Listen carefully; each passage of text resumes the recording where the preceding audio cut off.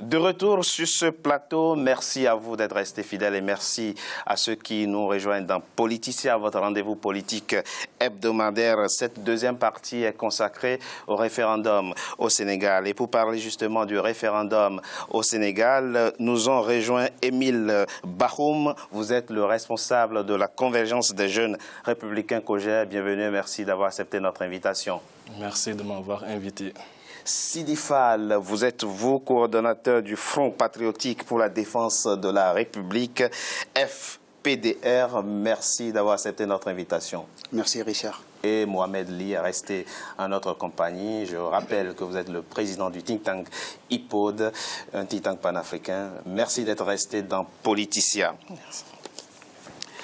Pendant que plusieurs de ses homologues rêvent d'un nombre illimité de mandats présidentiels, lui veut limiter le sien. Lui, c'est Macky Sall, le président du Sénégal. Un référendum est prévu pour le 20 mars 2016. Référendum dont ne veut surtout pas entendre parler l'opposition qui appelle à voter non. Avant d'en parler, je vous propose de suivre ce sujet. Il est signé Oumoka Sumba.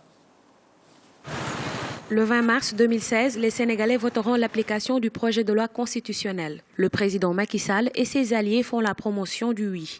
Ils sont d'avis que l'adoption de ce projet de loi permettra d'élargir et de pérenniser les acquis démocratiques du Sénégal. Le texte référendaire consolidera également l'état de droit et renforcera les institutions.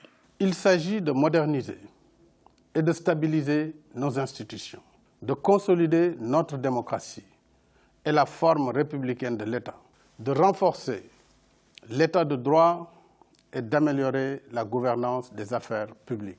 J'ai tenu à réaffirmer mon engagement pour la restauration du quinquennat de manière irréversible. Le quinquennat est plus conforme aux standards internationaux en matière électorale pour une démocratie qui se veut majeure et moderne comme la nôtre. Les membres de l'opposition regroupés autour du Front du Non contestent déjà le texte référendaire. Ils écartent toute idée de boycott et demandent à leurs militants et sympathisants de voter massivement non. La plateforme de l'opposition sénégalaise estime que ce projet de loi présente des insuffisances. Il a envisagé de tenir un référendum pour réduire son mandat. Et au finish, on s'est rendu compte qu'il s'est dédié et qu'il a reculé par rapport à cet engagement qui lui valait quand même d'être montré en exemple à travers l'Afrique, mais également à travers le monde.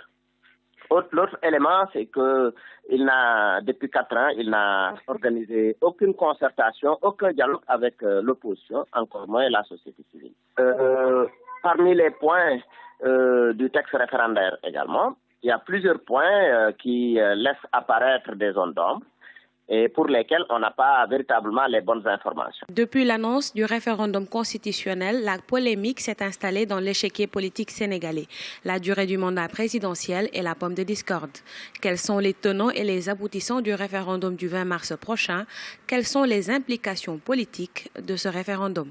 Pour l'opposition, dès lors que le président de la République a renoncé à réduire son mandat de 7 à 5 ans, le référendum est vidé de son sens et ne devait pas avoir lieu. Par contre, pour le président de la République, son cas, il y a des réformes quand même qui sont importantes, comme la diaspora qui pourrait maintenant élire ses députés, l'avancée sur le statut de l'opposition, les droits économiques, etc.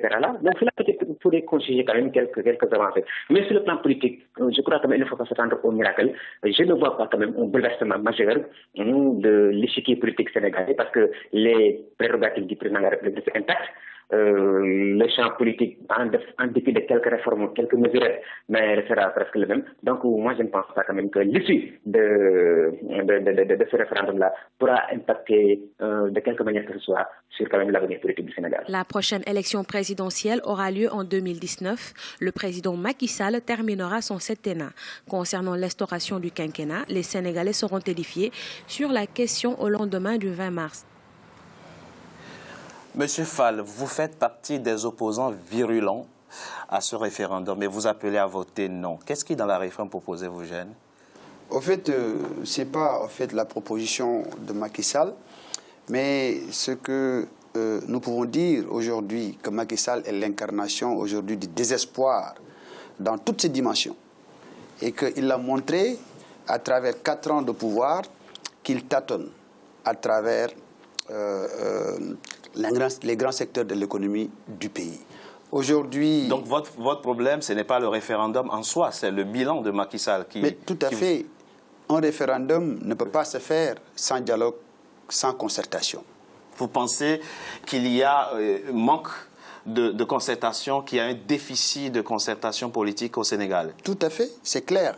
Et je pense que Macky Sall, depuis qu'il a été élu aux affaires, n'a jamais discuté avec l'opposition sénégalaise, ni aussi avec les différents secteurs de l'économie du coup, pays. l'opposition sénégalaise a le sentiment d'être écartelée. Le fait de décider d'aller au référendum plutôt que de se concerter avec l'opposition, ça vous donne le sentiment d'être marginalisé, écartelé, c'est cela? Absolument. Il l'a démontré par son comportement. M. Bafouké, répondez-vous à votre compatriote?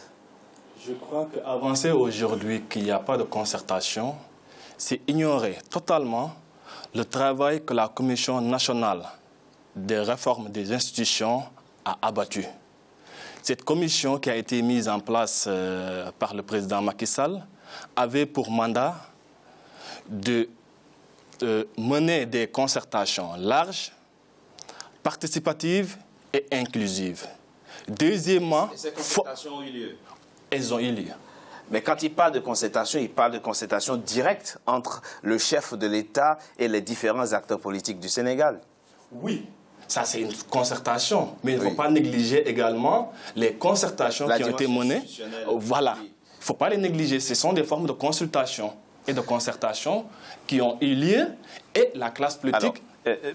Monsieur Fall, pour revenir au référendum, est-ce qu'il y a des points précis parmi ceux proposés par le président Macky Sall à réformer qui vous causent problème? Au fait, ce qu'il faudrait savoir, M. Richard, l'objet déjà de ce référendum, c'était la réduction du mandat présidentiel. Et que Macky Sall lui-même l'a clamé haut et fort pendant... En 2012, pendant la campagne électorale. La campagne électorale. Oui. Et même d'ailleurs, sur le plan national et sur le plan aussi international. Oui, oui. Et que nous avions constaté aujourd'hui qu'à travers l'Afrique, du Bénin au Togo, de la Côte d'Ivoire au Burkina, que Macky Sall a attenté à la valeur sacrée qui est le respect de la parole donnée. Et que nous constatons aujourd'hui que le monde regardait le Sénégal comme un pays modèle phare et que Macky Sall, à travers aujourd'hui sa façon de se dédier, a humilié le Sénégal et a humilié l'Afrique. Vous pensez que le président Macky Sall humilie le Sénégal et humilie l'Afrique? Absolument. En respectant l'avis ou du moins la décision du Conseil constitutionnel sénégalais? Ce n'est pas la décision du Conseil constitutionnel. D'ailleurs, ce qui est extrêmement grave et scandaleux dans cette affaire, le Conseil constitutionnel a toujours rendu un avis public. Et pour la première fois dans l'histoire, a été un avis confidentiel. D'accord. Qu'est-ce qu'il faut en faire? Lui, il veut respecter, il est légaliste, il veut respecter le Conseil constitutionnel de son pays et il dit, puisque le Conseil constitutionnel ne m'autorise pas à réduire mon mandat en cours, eh bien, je fais les 7 ans comme initialement prévu, quitte à changer après et je donne la parole au peuple sénégalais. Michel Richard, ce qu'il faudrait savoir, Macky Sall est loin d'être un légaliste. D'accord. Pour une simple raison. Parce que depuis qu'il a été au pouvoir, aucune manifestation n'a été autorisée dans le pays, alors que c'est inscrit dans la Constitution, l'article 8. L'article 8 de la Constitution sénégalaise, vous êtes sénégalais vous aussi, vous pensez qu'au Sénégal, les libertés publiques sont aujourd'hui très restreintes? Absolument pas. C'est vraiment pas normal de dire ça. C'est un pays qui a eu un avancement. Dans notre génération, Sidi Fall et moi, nous nous sommes battus à côté d'un ancien opposant qui s'appelle Abdoulaye Wade pour faire évoluer les choses et c'est une société démocratique. La situation des libertés publiques s'est nettement améliorée aujourd'hui au Sénégal. Ça s'est amélioré, même s'il y a des rapports, amnésie, les gens qui font... Mais que pensez-vous de l'opposition entre le président Macky Sall et ses détracteurs, ceux qui appellent à voter non? Vous l'avez mis sous la lumière, au fait. Vous êtes revenu 2 fois en charge avec à mon ami Sidi Fall pour dire lequel des points n'est pas consolidant. On peut le dire de façon scientifique. Tous les points de la réforme institutionnelle et constitutionnelle qui a été proposée par le président Macky Sall sont consolidants, font de notre constitution, donc une constitution qui part de celle de 2001 vers la constitution qu'il nous propose et tous les points sur le Conseil constitutionnel qui va pouvoir être saisi des questions prioritaires de constitutionnalité, c'est quelque chose pour lequel on s'est battu. Pour le Conseil qui passe de 5 à 7 membres avec un rééquilibrage qui fait que tous les membres ne seront pas nommés par le président de la République, mais 2 seront proposés par le président de l'Assemblée nationale. C'est une demande que nous avons faite parce que le think tank IPOD a travaillé dans le cadre de ces réformes à faire une proposition de 35 propositions. Monsieur Fall, et cela faisait partie de nos propositions. Les Sénégalais ont envie de comprendre. Vous les appelez à voter non. Oui. La mobilisation se poursuit, on l'a vu.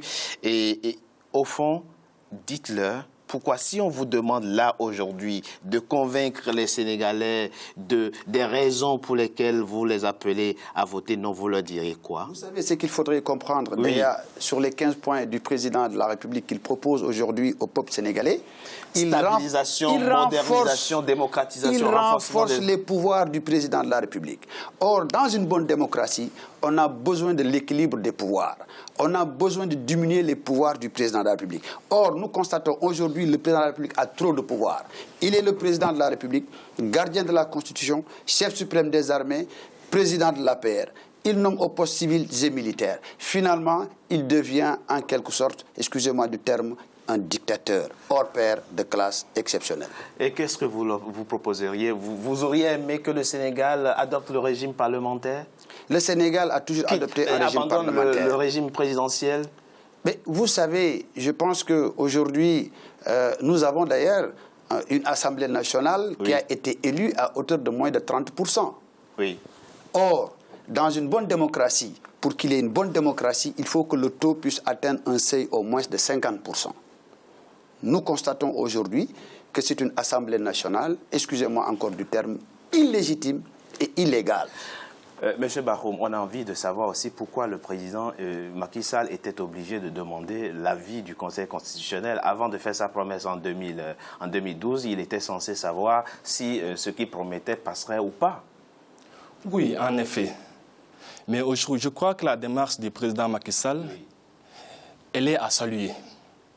En ce sens qu'aujourd'hui, comme dans tous les pays... On a l'impression, en tout cas pour de nombreux Sénégalais, en tout cas pour certains Sénégalais, ils ont l'impression qu'il a instrumentalisé le Conseil constitutionnel. Loin de là. Loin de là. Il n'a fait que demander, adopter une démarche républicaine. Mais il aurait dû demander avant de promettre qu'il réduirait son mandat. Mais non. Parce que ce qui s'est passé, le président, ce qu'il était important ici, c'est d'aller jusqu'au bout de sa logique et de sa volonté. Ce qui a été fait. Maintenant, il se trouve que cette démarche, certes salutaire, n'est ni conforme à l'esprit de la Constitution, encore moins à la pratique.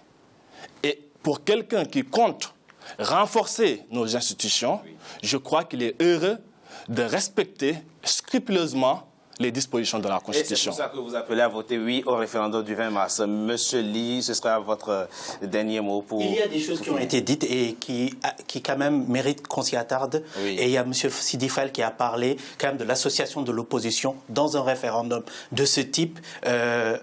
Je pense que c'est très important. Nous, en tant que think tank sénégalais, nous l'avons fait. De concertation au Sénégal, c'est quelque chose que vous comprenez aujourd'hui? Il faut que cela se fasse, d'autant plus que j'en ai fait un appel public au président de la République, après remise du rapport de la CNRI, de dire attention, l'opposition la plus significative de ce pays, parce qu'elle a été invitée aux travaux de la CNRI, mais n'a pas répondu. Monsieur le Président de la République, vous avez la responsabilité historique et politique de leur parler. Mais par contre, ce qui s'est passé, de son retour à Bujumbura, le Président de la République, il a dit à mon retour, je concerterai avec les partis politiques, et là, les partis politiques ont décliné cette offre-là, ce que je n'ai pas trouvé comme étant une attitude républicaine. Il faut dire autre chose, parce que c'est l'Afrique qui nous regarde. C'est l'Afrique qui nous regarde. Macky Sall n'a pas humilié le Sénégal, ce n'est pas possible. Il a élu le Sénégal au Conseil de sécurité. Mais je le dis et je le rectifie. Il a le droit de le penser. Il a le droit de le penser. Et je dis, un président de la République qui nous a valu le meilleur score pour être qualifié au Conseil de sécurité de l'ONU, qui est aujourd'hui le président de la CEDEAO, 350 millions d'Ouest africains, et qui tient bon le gouvernail, c'est un très bon président de la République. Merci à vous, messieurs, d'avoir accepté de participer à ce débat. Nous reviendrons sur cette problématique après le 20 mars. On verra ce que décidera le peuple sénégalais. En tout cas, sa décision sera respectée. Le Sénégal reste un pays quand même démocratique et on souhaite que les acquis démocratiques soient renforcés. Merci à vous, messieurs, d'avoir accepté notre invitation. Nous marquons une courte pause.